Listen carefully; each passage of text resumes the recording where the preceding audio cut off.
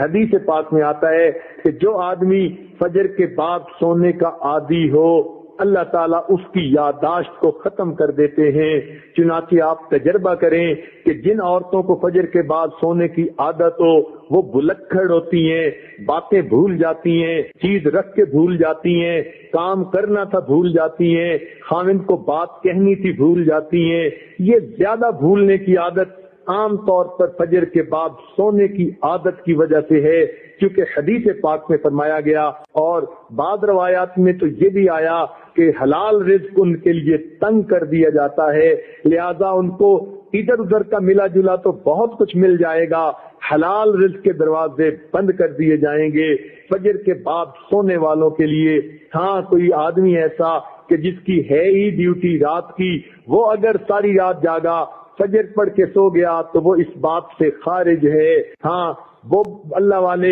جو راتوں کو جاگتے ہیں وہ عام طور پر اشراق کی نماز کے بعد پھر تھوڑی دیر آرام کرتے ہیں۔ اشراق کے بعد سونا بالکل ٹھیک ہے، بزرگوں کی عادت رہی ہے، مگر فجر اور اشراق کے درمیان حد الوسع نہیں سونا چاہیے، سوائے اس کے کہ رات کا حصہ انسان اتنا جاگے کہ اب یہ سوچے کہ نہیں سوؤں گا تو سارا دن مجھے کام کرنے کے اندر رکاوٹ ہوگی، پھر اس کی اجازت ہے۔ عام عادت نہیں بنانی چاہیے۔ دیکھا یہ گیا ہے کہ جن گھروں کے اندر کچھ کھانا پینا ہوتا ہے اللہ تعالیٰ نے دیا ہوا تو وہاں پر صبح کے وقت اسی طرح سوئے پڑے ہوتے ہیں، بلکہ موہے پڑے ہوتے ہیں، پورا گھر قبرستان کی طرح لگ رہا ہوتا ہے کہ سورج نکل چکا اور گھر کے لوگ جاگ بھی نہیں رہے ہوتے۔ اس لیے کفر کی دنیا میں صبح کا ناشتہ سیریل کا انہوں نے بنا لیا، نہ کچھ پکانا پڑے اور نہ کچھ تردد کرنا پڑے، بیوی اپنے وقت پہ جاگے،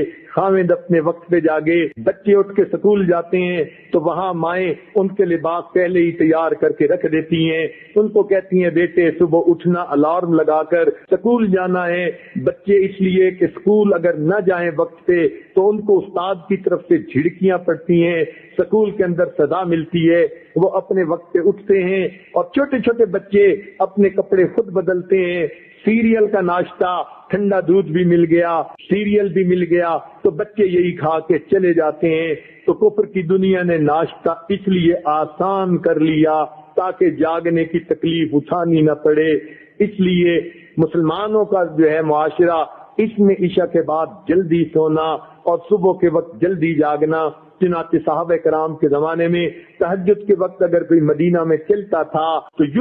یوں آواز آتی تھی گھر گھر سے قرآن پڑھنے کی، جیسے شہد کی مکھیاں بن بنانے کی آواز ہوتی ہے۔ اس لیے ہمیں چاہیے ہم صبح کے وقت اٹھیں، عورتیں صبح کے وقت اٹھ کر نماز پڑھیں، اگر تہجد پڑھیں تو کیا ہی بات ہے، قرآن کی تلاوت کریں، درود شریف پڑھیں، استغفار پڑھیں۔ صبح کے وقت گھر کے اندر عبادت کا کرنا پورے دن کو جو ہے اپنے جو ہے عبادت جو ہے منور بنا دیتا ہے۔ بلکہ ہم نے تو بعض بزرگوں کا یہ عمل بھی دیکھا، وہ فرماتے ہیں کہ جس آدمی کی فجر کی نماز قضا ہوتی ہے وہ آدمی کا دن زندگی کا منحوس دن ہوا کرتا ہے۔ چنانچہ ایک آدمی نے قسم اٹھا لی کہ میں اپنی بیوی کو منحوس دن طلاق دوں گا۔ اب اسے سمجھ نہیں آتی تھی کہ میں قسم تو اٹھا بیٹھا، منحوس دن کون سا ہے؟ کسی فقیہ کے پاس گیا، انہوں نے فرمایا جس دن تمہاری فجر کی نماز قضا ہو جائے وہ تمہاری زندگی کا منحوس ترین دن ہے،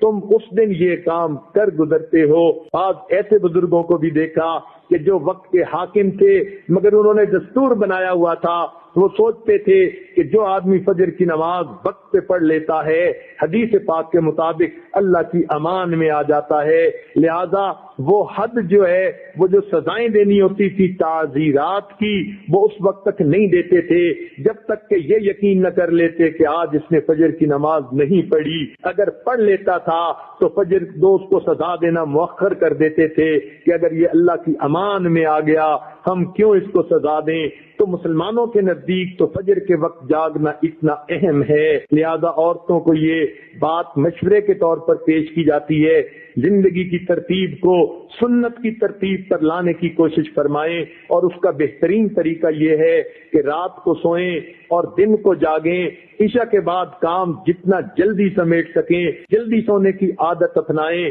تاکہ تہجد میں فجر میں آنکھ کھلے، انسان کے جسم کی نیند آرام کا تقاضا بھی پورا ہو جائے، اور صبح کے وقت پھر آنکھ کھلے تو اللہ تعالیٰ کا حکم بھی پورا ہو جائے۔ اس طرح انسان کی زندگی پرسکون گزرتی ہے۔